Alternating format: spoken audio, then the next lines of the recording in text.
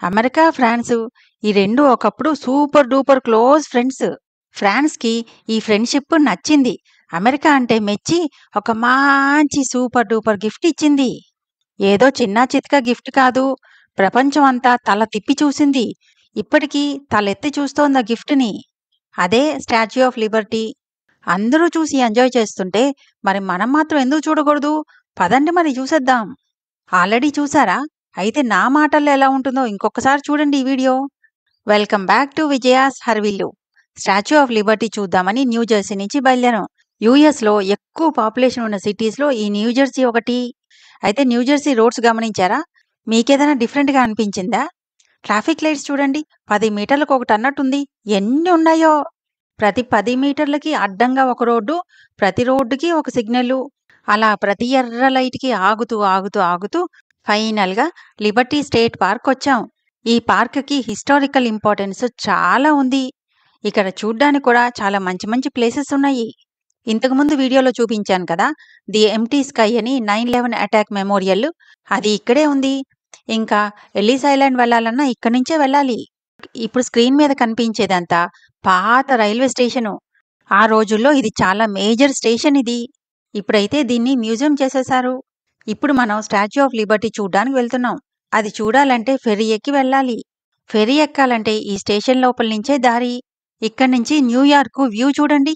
ఎంత బావుంది కదా! ఇది స్టేషన్ లోపల వ్యూ. ఎంత బావుంది కదా! పాత సినిమాలో సెట్టింగ్‌లా ఉంది. ఇది ఆ రోజుల్లో ప్లాట్‌ఫార్మ్‌లు. ఇప్పుడు పిచ్చి పిచ్చి చెట్లు పెరిగిపోయి నేచురల్‌గా బొటానికల్ గార్డెన్ లాగా అయిపోయింది.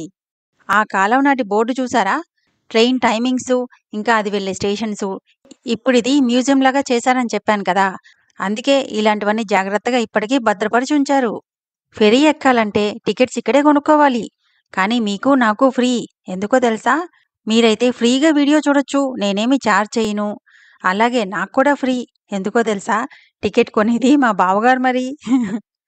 ఈ స్టేషన్ గమనిస్తున్నారా? ఎంత బావుంది కదా! ఇది ఎప్పుడో 1889లో కట్టారు. అప్పట్లో న్యూయార్క్‌కి, న్యూ జెర్సీకి మధ్యలో ప్రైమరీ ట్రాన్స్‌పోర్టేషన్ అంతా దీని ద్వారానే జరిగేది. ఇంతకుముందు వీడియోలో చెప్పాను కదా! అమెరికాకి రావాలంటే ప్రతి ఒక్కరూ ఎల్లిస్ ఐలాండ్‌లో కాలు పెట్టి రావాల్సిందే. ఎల్లిస్ ఐలాండ్‌లో దిగిన ప్రతి వాళ్ళు ఇమ్మిగ్రేషన్ ప్రాసెస్ అయిన తర్వాత ఇక్కడికి వచ్చి, ఇక్కడి నుంచి యూఎస్‌లో వేరే ప్లేసెస్‌కి వెళ్ళేవారంట. ఆహా! ఏముంది కదా సీనరీ! ల్యాంప్ పోస్ట్‌లు ఇవి నాకు సూపర్ డూపర్‌గా నచ్చింది. ఈ స్టేషన్ ఆర్కిటెక్చర్ చూడండి. ఆర్చ్డ్ విండోసు, ఆ టవర్సు ఎంత బావున్నాయి.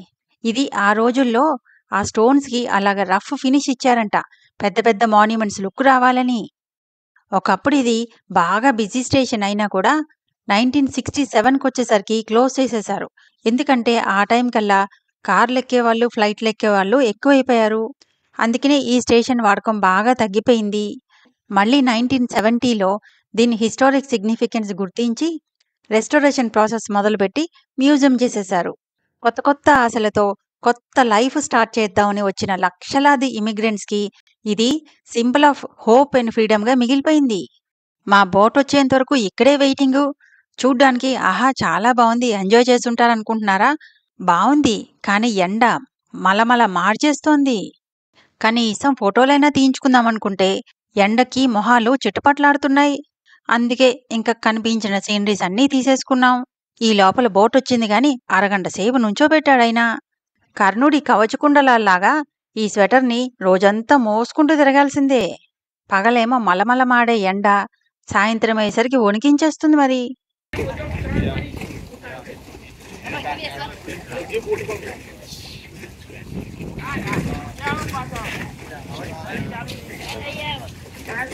ఎంటర్ అవ్వగానే చిన్న క్యాంటీను, కూర్చోడానికి సీటింగ్ ఉంది కానీ ఎవ్వరూ ఇక్కడ కూర్చోలే.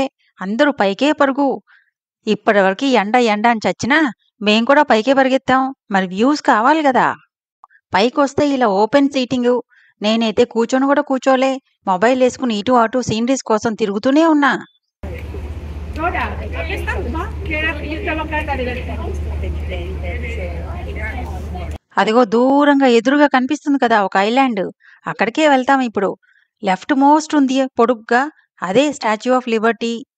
ఈ ఫెర్రీలో జనం చూడండి ఎంతమందున్నారో. ఊపిరి తీసుకోవడానికి ఎలాగో ఓపెన్‌గా ఎయిర్ ఉంది గదా అని ఏమో మరి ఫుల్లుగా కుక్కీ కుక్కీ ఎక్కించేశాడు. ఇంక దీనిలో ట్రావెల్ చేస్తున్నంత సేపు వెళ్ళే డెస్టినేషన్ హిస్టరీ గురించి చెప్తూనే ఉన్నారు. అదిగదిగో స్టాచ్యూ ఆఫ్ లిబర్టీ వచ్చేసింది అనుకునేసరికి టక్కుమని హైజాక్ చేసినట్టు పక్కకి తిప్పేశాడు. ఇటు చూస్తే ఇంకొక ఐలాండు. చిన్న ఐలాండు. అసలేదో ప్లేట్ మీద తేలుతున్నట్టుంది చూస్తుంటే. భలే ఉంది గదా! ఇదే ఎల్లిస్ ఐలాండ్. మొన్న వీడియోలో చెప్పాను కదా! ఆ రోజుల్లో ఇమిగ్రెంట్స్ అందరూ ఖచ్చితంగా దీని మీదకొచ్చి ఇమిగ్రేషన్ చెక్ అయిన తర్వాతే అమెరికాలోకి అలౌ చేసేవారు.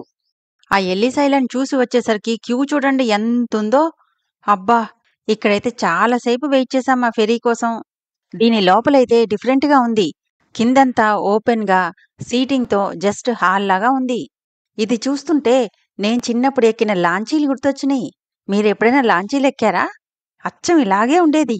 ఈసారి పైకెక్కి ఎండలో మలమడ మాడిపోకుండా కిందే కూర్చున్నాం. ఆ లెఫ్ట్ సైడ్ కనిపించేదంతా న్యూ జెర్సీ. ఆ రైట్ సైడ్‌వన్నీ న్యూయార్కు.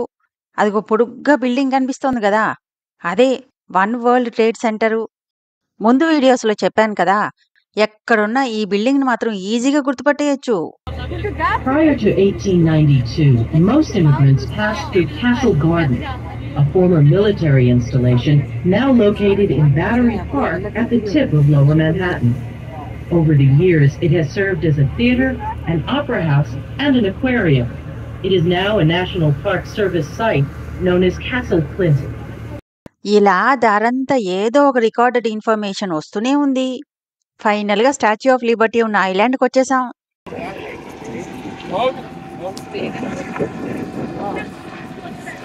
ఇక్కడ హెలికాప్టర్లేంటో పక్షుల్లాగా ఎటు చూసినా అవే. ఈ ఐలాండ్ చిన్నదే కానీ చుట్టూ మొత్తం నడిపిస్తారు. ఒకవైపంతా ఫెన్సింగ్ ఉంటుంది. ఇంకొక వైపేమో గార్డెను. కాకపోతే సీనరీస్ ఎటు చూసినా చాలా బావుంటాయి. ఇంక అవి చూస్తూ స్టాచ్యూ ఆఫ్ లిబర్టీ చుట్టూ ఒక ప్రదక్షిణ అయిపోతుంది మనకి. ఒకప్పుడు ఈ ల్యాండ్ అంతా ఆర్మీ ల్యాండ్. ఆ తర్వాత స్టాచ్యూ ఆఫ్ లిబర్టీ పెట్టిన తర్వాత ఇది మంచి పార్క్ లాగా డెవలప్ చేశారు. వావ్! ఎంత బావుందో! కరెక్ట్‌గా స్టాచ్యూ ఆఫ్ లిబర్టీకి తల మీద జెట్ వెళ్తోంది. చూసారా? భలే ఉంది గదా! ఈ స్టాచ్యూని ఫ్రాన్స్ వాళ్ళు గిఫ్ట్ ఇచ్చారని చెప్పాను కదా! దీని కన్‌స్ట్రక్షన్ అంతా పారిస్‌లోనే జరిగింది. దీని కన్‌స్ట్రక్షను 1885లో మొదలుపెడితే, అది కన్‌స్ట్రక్షన్ కంప్లీట్ చేసుకుని షిప్ ఎక్కి ఇక్కడికొచ్చేసరికి 10 ఏళ్లు పట్టింది. 1885లో తెచ్చారు గానీ, దీన్ని ఇనాగరేట్ చేసేసరికి 1886 అయిపోయింది. మరి ఇంత పెద్ద స్టాచ్యూని చెయ్యడమో కష్టం అనుకుంటే, షిప్‌లో తీసుకొచ్చి ఇక్కడ పెట్టడం ఇంకా కష్టం. అందుకే దాన్ని 350 ముక్కలు ముక్కలుగా చేసి షిప్ ఎక్కిచ్చారు. దాన్ని ఇక్కడ మళ్ళీ పెట్టడానికి 4 నెలలు పట్టిందంట. స్టాచ్యూ అయితే ఫ్రాన్స్ వాళ్ళు ఇచ్చారు గానీ, కింద ఉన్న బేస్ అయితే అమెరికా వాళ్ళే చందాలు వేసుకుని కట్టారంట. ఇదైతే కాపర్‌తో చేసిన స్టాచ్యూ. కానీ కలర్ చూసారా ఎలా ఉంటుందో? చాలా యునీక్ కలర్. ఇది చాలా సంవత్సరాలు కాపర్ ఆక్సిడైజ్ అయితే ఇలా బ్లూయిష్ గ్రీన్‌గా అయిపోతుంది. ఈ స్టాచ్యూకి లోపలికెళ్ళొచ్చు. లోపలికెళ్ళి పైన క్రౌన్ వరకు వెళ్ళొచ్చు. క్రౌన్ దగ్గర కిటికీలుంటాయి. మనకి ఇక్కడి నుంచి చూస్తే కనిపించదు గానీ, పైకెళ్తే పెద్ద పెద్ద కిటికీలుంటాయి. అక్కడి నుంచి చూస్తే చుట్టుపక్కల చాలా మంచి సీన్స్ కనిపిస్తాయి. కానీ మా దురదృష్టం మాకు టికెట్లు దొరకలేదు, అయిపోయినాయి. ఈ స్టాచ్యూ ఆఫ్ లిబర్టీ చేతిలో టార్చ్ చూసి చిన్నదిలే అనుకుంటాం. కానీ ఒక్క టార్చే 12 అడుగుల పొడుగుంటుంది. మొత్తం స్టాచ్యూ హైట్ అంటే కింద గ్రౌండ్ నుంచి టార్చ్ వరకు అయితే 305 అడుగులు. దానిలో ఒట్టి స్టాచ్యూ హైట్ అయితే 105 అడుగులు. అంటే కింద స్టాండే ఎక్కువ స్టాచ్యూ కంటే. చూసారుగా ఎంత రష్‌గా ఉందో? నేననేది ఈ బాతుల సంగతి కాదు, మనుషులు. ఫ్రంట్ సైడ్ నుంచి ఫోటో తీసుకోవడానికి జనం ఎగబడుతున్నారు. ఎలాగోలా కష్టపడి నేను కూడా స్టాచ్యూ ఆఫ్ లిబర్టీ స్టైల్లో ఓ పోజ్ ఇచ్చా. ఎలా ఉంది నా ఫోటో? ఆ రోజుల్లో ఇమిగ్రెంట్స్ అందరూ ఎల్లిస్ ఐలాండ్‌లో దిగినప్పుడు వాళ్ళకి ఈ స్టాచ్యూ ఆఫ్ లిబర్టీ కనిపించి చాలా వెల్కమింగ్‌గా ఉండేదంట. రండి రండి రండి అమెరికాకి అన్నట్లు. ఆ టార్చ్ చూస్తే మీ కొత్త జీవితం అంతా వెలుగులతో నిండిపోతుంది అన్నట్లు ఉండేదంట. ఈ సీన్ మాత్రం బ్యూటిఫుల్ కదా! మళ్ళీ ఇంకో మంచి వీడియోతో కలుసుకుందాం.